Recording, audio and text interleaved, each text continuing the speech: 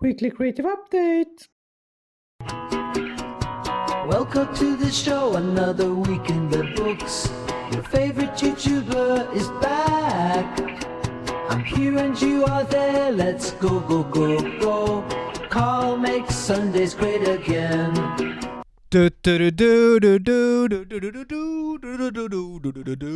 Hello, and welcome to yet another Sunday, yet another episode of the Weekly Creative Update Show. Here with me, Carl. I'm gonna be your host for this little show. So very, very welcome.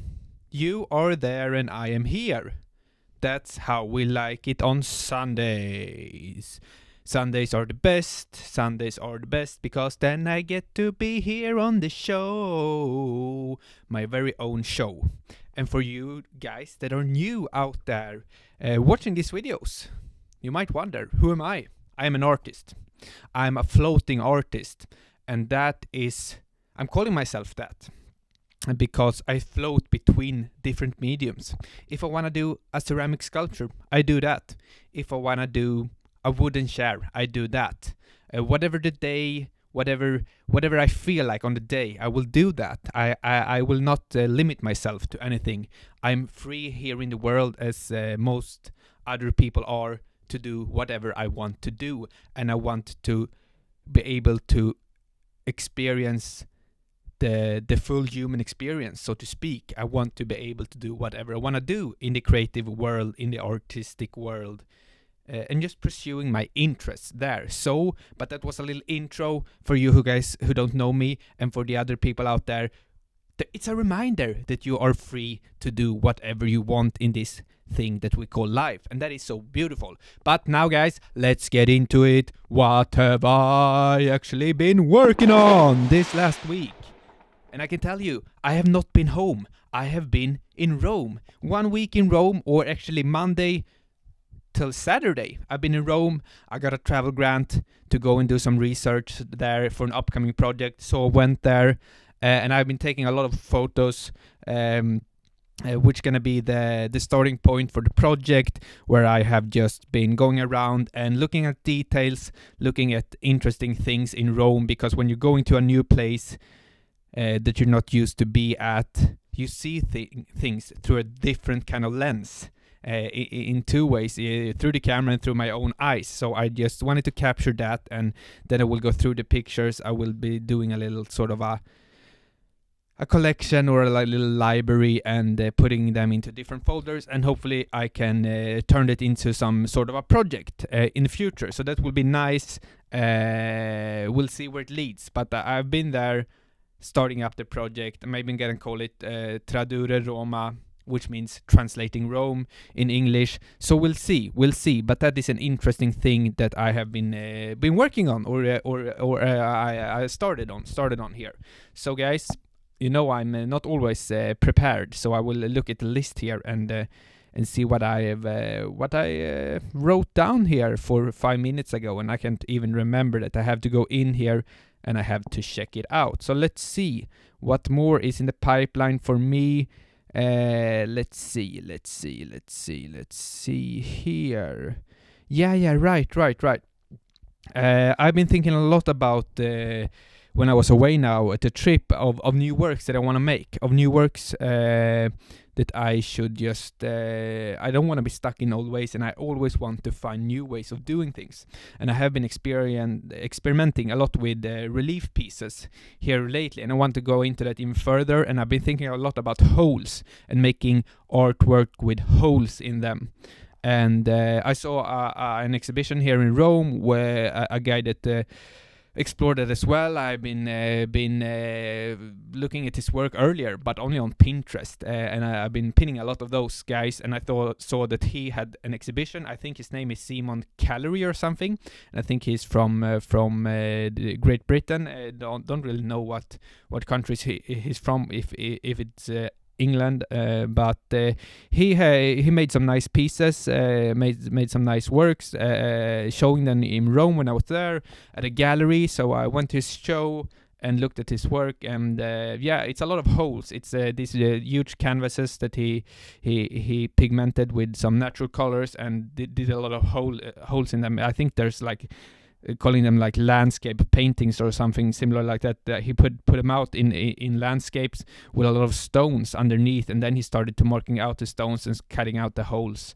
But that was really fun and inspiring. And also the Italian artist that is mostly known for his slashing of paintings. What is it called? Luca Fontana, I think his name is. The slashing paintings or the slashing pieces is what he's mostly famous for, I think. But I don't really like those guys. They're okay, but I'm more fascinated by the things he made earlier. I think it was earlier work where he just did a lot of holes in canvases or in different kind of sheets. So I'm inspired by those guys, and I have been for a while now, and I want to explore more about holes, doing holes, and maybe penetrating papers or canvases or ceramics or other materials. And I want to maybe start to do that this week. That could be fun. But new relief pieces combining in the middle of between the two-dimensional and three-dimensional world. We can see where that will lead, but that's a cool thing, and I think I want to explore that more. And the next one here is another project that I'm going to do with my friend Philip Ivarsson, that we went to the same architectural bachelor. So we've been friends for a long time, and we will be doing a project coming up together in Copenhagen. We have sketched a bit. But it will be about the processing, about making things, and the process about making things. It will be a group exhibition, but he will start to produce like a furniture. But the furniture is not going to be shown at the exhibition. It's only the process of the making of the furniture. So his girlfriend, or his wife actually, is going to document the process, because she's a professional photographer, and she will document the process when he's making it. So that will be a part of the show, the movie of the making of the chair, and on the exhibition that will be shown in one room, and in the other room it will be these kind of jigs, these sort of, what is it called, like helping things to make pieces. So he will be showing the jigs, the sort of helping tools that he made, and I will be using all of the leftover materials that he got from this project. So it will be I will do some sort of hang-ups, or I will do some decoration or some installation with the leftover materials that he has been using to show. We will show it will be about the process, and it will be about how you make things. And all sort of that thing, and it will be going a lot of environmental issues, and a lot of having a sustainable production of things, and those kind of things. So that would be nice and interesting, and see how we will work together on this exhibition. But we applied for some grants. Let's see if they are rolling in. But it will be a nice project, a combined project, and he's been working also a lot with. What is it even called? Like, it's not clay, but I think it's earth. Rammed earth. Is it called that? I don't really know. But you pack earth really hard, and then it becomes. You can build houses like that in a really environmentally friendly way. And we will also be experimenting with that, which will be fun. He will show me that, and I will make some relief pieces actually. We'll make some podiums out of these rammed earth kind of things, and then I will make some relief pieces in the wood, maybe with some stencils, pushing them in, or maybe with some carving, maybe both. But that will also be nice. But yeah, there's a project coming up as well. So a lot of new things now, actually, which is fun. And the last thing is here that I had an interview this week. When I was in Rome, actually, I did an interview on my phone because I didn't have my computer with me, and I applied for a residency in Italy, in Genova. I think it was called Timescape or something, the theme, time. And I applied with a relief project there as well, about exploring the city and exploring the old relief pieces that are in the city, or the ornaments on old buildings. And they said, "Oh, your project looks really interesting. So we want to interview you for the upcoming residency in March." It will be in March already if I got it. But I think if I'm gonna get it, but I don't know if I am going to get it, because there were other interview objects or other persons that applied as well.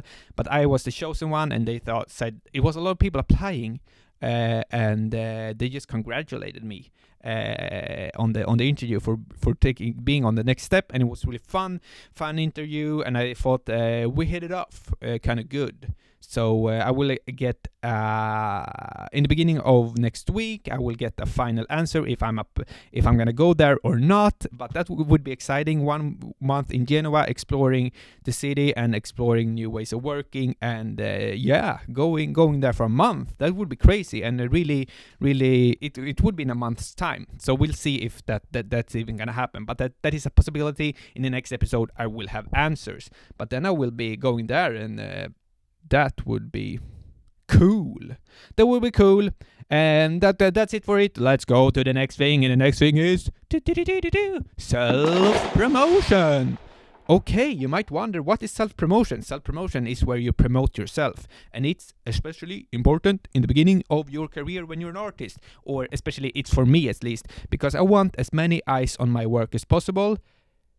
Because I want bigger opportunities. I want to grow. I want to do more exciting projects. And then I think it's important to promote yourself to be able to do that. So I have 2 little things that I want to promote. First is my newsletter on Substack. I have currently right now 140 people following me there. It's similar to this show, but it is called Monthly Creative Update. And it's only one time a month. I sent it out earlier here this morning. I'm always doing a giveaway on the newsletter, so subscribe there. It's a fun little extra addition to this one. It's similar, but it's also really different and really fun. So go in, check it out there. Cool stuff coming up every month. And the next thing is even more important. I have created my own first course, and it's gonna start here in February. It's a creative call with Carl and Company. So I say CCWCC, Creative Call with Carl and Company, and that's a course or a hangout. We are gonna be 5 people. We're gonna talk over the internet. We're gonna discuss art. We're gonna discuss community. We're gonna discuss how you develop as an artist, and we're just gonna talk to like-minded people. And so it's me plus 4 other people. Right now we have 3 sign-ups for this, so we have 1 spot left for the first opportunity coming up in February. So guys, 1 spot left. Who will claim the last spot on the Creative Call with Carl and Company? It will be a fun time, and you will be one of the 4 first people to experience that. So we have 3 sign-ups already, and we just need 1 more to make this thing happen. It will happen anyways, only if there's 3. 3 is good enough, but we want to have 4. 4 is the optimal number on that. So go in, check it out, sign up. Let's move on to the next thing, and the next thing is the weekly question. People are sending in questions from the right, from the left, from the up, from the down, from the sidewards, and so on. It's really exciting. We are gonna be answering this question right now from Nels Bells. M6 said 2. This is the question. How do you respond to people when they compare your art to another artist, saying it reminds them of such and such, or are you influenced by this or that? Do you find it interesting, annoying, exciting? PS, about a quarter into this video, I had the urge to make a relief piece. So thanks for that. Oh, thank you very much for the question. Thank you very much that I inspired you to make a relief piece. Relief pieces are great, and it's a great thing to do. So thank you very much for that. I will answer this question right now.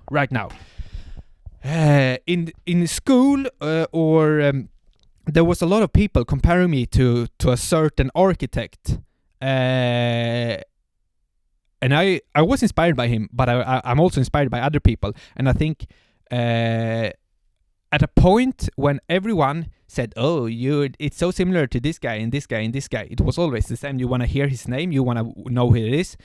I find some similarities there, but I don't think it's that much that some people say. But it's that artist. It's John Hayduk. John Hayduk was the one that a lot of people have compared me to, and after a while, when a lot of people said that all of the time, this was a long time ago now, but when people said that for maybe 5 years ago, I found it a bit, but can't you see anything else? Of course, I'm a bit inspired by him because I like his kind of form language, but that's not all there is to it. You have to open your eyes, guys. You have to look further than that. But then it got a bit annoying because it was always the same. But lately I haven't really been hearing something like that. So at that time it was a bit like that. But now I find it just inspiring because sometimes someone compares you to someone and you don't really know who that artist is, and then say, do you know this artist? Your work kind of reminds me of him or her. And then I said, no, I don't know, who's the name? And then you find out the name, and then you go in and you start to do your research, and you can really find the similarities and you can get inspired. And that is really fun. So most of the time I enjoy it. I enjoy that thing, but I think maybe earlier I was too influenced by this other guy, and I didn't have as many references I got now. I think you have to always develop your knowledge of other artists and their work, because the more kind of, if you're ripping off one guy, you're the next that guy. But if you're ripping off 100 guys, everyone will say you're so original. And I think it's a great book, Show Your Work. I think it's by Austin Kleon. I think, no, maybe not Show Your Work, but I think it's a let's see if I can say this in English now. It's a trilogy. That was not good. But it's a 3-part series books, and I think Still Like an Artist is the first one, and 2 others, Show Your Work and something else. But those books are really good, because then he talks a lot about this, that when you are inspired by a lot of people are gonna say that you're so originally because you take something from there, something from there, something from there. That's why it's really good to just know your artist and know your history and know a lot of stuff about a lot of artists and have a lot of reference. Just building your knowledge and expanding your knowledge of art and your own library of form, shapes, and colors and stuff like that. And the more you know, the more interesting work you will make, and people will say it's original, but nothing is original in this world, because everything has already been made. You just have to make it your own. So find inspiring artists that are inspiring from you, and take stuff from everyone. Take stuff from to the right to the left, and that's great. But mostly of all, I find it inspiring when hearing that right now, because I think I'm always trying to develop my knowledge, and I think I'm at a place right now where I know kind of a lot of things, drawing inspiration from everywhere and trying to build my own sort of language and form language and shape language and figures and all of the stuff there is to that. I just have to check if it's still recording here. We are still rolling. That is great. I'm always a bit scared because sometimes the recording has gone off when I has not even noticed it. But hopefully that answered your question in some sort of way. If you're just if someone is just telling you all of the time that you're this artist, maybe you have to think about exploring something else and trying something new. Maybe that was what I did back in the day, when they just said, "Oh, it looks like this guy." But that's what you have to live with. It's great and it's fun, and it is exciting, it is annoying, and it is interesting. It's all of those things that you said, but in different kind of ways. But now I just enjoy it. I like it. So that was it. Let's go on. Back to the questions. If you want to ask a question, just drop it down below. If you're interested in anything, I I'm storing every question in a folder, and I will be answering every single question that is coming into the show. So guys, ask on. I just love it when you ask questions. Let's move on to the next thing. And if you want to write anything else, just write whatever you want to do.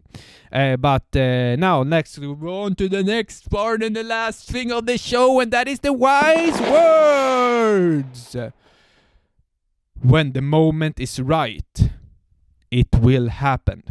When the moment is right, it will happen, and I think this is so true for everything in life. When the moment is right, it will happen, and I'm saying this to myself all of the time. If you put in the work and you're showing up and you're doing it, and it will take long. It will take long. We're in it. It's a marathon. It's not a sprint. We're in for the long haul, and it's gonna take time. I have been doing this now for almost 2.5 years since I graduated school, full-time artist, grinding, and I'm seeing it like I have to give it a lot of time. I have to not be. We're living in a society right now where we want instant gratification, and that is just happening all over the place, especially on social media and stuff like that, and also in like the food industry and stuff like that. We just everything that's out there, sugar, a combination of sugars and salts and fat, the perfect combination, it's making us addicted, and we want it bam, bam, bam, instant gratification. And I'm trying to go away from the instant gratification and seeing it's a process, and I want gratification in the future. If I do something now, it will not affect me immediately, but somewhere down the line. And I think that's how we have to see it. When the time is right, it will happen. And I think it was one of my favorite authors, Seth Godin, that wrote this book. I haven't read it, but I have read a lot of other of his books. But this is a short one, and I'm going to read it. It's called The Dip, and it's if you're thinking about a graph, like in the beginning when you're starting to do something, it goes up a bit, and then it goes really, really steadily for a while, and then maybe it even starts to drop a bit. And when you're down here in the dip, when it's starting to drop and you don't see any progression at all, that's where a lot of people stop. That's when they're, this isn't happening for me. What is going on? It will never happen. Why have I been working so long at this and it won't happen? That's where a lot of people stop. And then I'm telling myself, when I'm in sort of those periods, hard periods, and I don't really see the point of it and what's going on, then I think to myself, this is the point where other people stop. And then I get, woo! Then I get inspired. Then I get inspired by thinking about, this is when people stop. This is when it gets tough. This is when it gets hard. This is when most people stop. And then that gives me the power to push on. But I think when you're in that dip, you can't really see the outcome. But eventually, if you just push through it, and eventually it will be the right time, and then the graph will things will be starting to happening to you. Galleries might start to reach out to you, want to represent you. People want to exhibit your work more and more. People are starting to buy your work more and more. You will be known. Your name will be out there. You will start to receive more grants, and everything will happen. I think everything will happen at once. It's not certain, but if you're not putting the work, and if you're not willing to be there and push yourself to that point, it will never happen. If you don't do it, there's a certainty, 100% certainty that it won't happen. But if you still push through, keep on grinding, keep putting in the work and doing it consistently, you are giving yourself a huge opportunity that it will happen. It might never happen, but it is 100% more likely to happen than if you're not doing it, because you're giving your chance, you're rolling the dice, but if you stop rolling the dice, you will not win. But if you keep rolling the dice, there is a small opportunity that you will win. And I think when the time is right, it will happen. It will happen for you. That's how I see it. And this is just a reminder for me. I'm so keen on just getting into the works and getting on and grinding and just exploring and trying all sort of different things. And that's the most important for us artists, not to be stuck and be willing to experiment with new things and just be open-minded. That is everything that is needed. But when the moment is right, it will happen. And I really believe that. And I also see it as, the more you learn, get back to that learning, and the more you take in, the more you do, the more you learn, the more skilled you get and the more fun it gets. Like the graph is only going upwards. The more you work and learn new techniques, learn to work with new materials, find different kind of art things of doing it in the arts. It will only be getting funnier. That is just great. The more you do it, the more fun it gets. And I just wanted to promote that here on the show. The more you do it, the more fun it gets. So when the time is right, it will happen for you and you and you and you and you and you and you, and hopefully for me as well. Sometime in the future, if you're just doing it and having fun with it. Having fun with it is the most important thing. But if you're having fun with it, you will do it. You will learn more. It will get even more fun. It will get even more fun, and eventually, you will have a great time. No, you will not eventually have a great time. You are supposed to have a great time all of the time. And that's also, I'm not going to go into it right now, but I think a lot of people are living in the future or in the back time. You have to live in the moment. There's only the moment right now we are living in. That's why it is so important. And I'm going to sign out on this. That's why I'm doing this in one take. I'm just pressing on the record button, being here every Sunday, present in the moment, no editing, no whatever, just being here with the camera and with you guys, and that is important. If you're staying true to yourself, if you're being present in the moment, because the moment is the only thing we have for certainty, and that is great. Thank you very much for me, and I'm signing out, and I'm so grateful for having all of you here with me on my journey, and we're sharing the journey, and we're building a community, and guys, I love every one of you. And I'm gonna sign out now. I'm gonna sit here on the chair, do a little dance.